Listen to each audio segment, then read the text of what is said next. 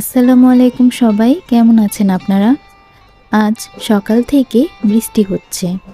আমি যখন ভয়েস দিচ্ছি তখন সময় রাত ১টা। ব্যাপারটা দারুণ না? আজকে আমার মনে হলো একটু পেইন্টিং করি।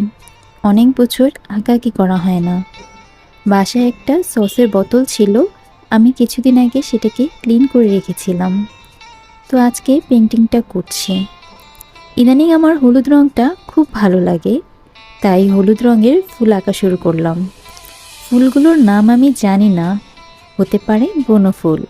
মনে যা এসেছে এঁকে নিয়েছি। পুরো বোতলে আমি ফুল এঁকে নিয়েছি। সাথে পাতা না থাকলে কি চলে, তাই সবুজ রং দিয়ে ডাল পাতা এঁকে নিয়েছি। নিজের মনের মতো করে যেভাবে ভালো লেগেছে সেভাবেই এঁকে নিয়েছি। আমি কখনো বোতল পেইন্টিং করিনি, আজকে এটা আমি একটু চেষ্টা করে দেখলাম।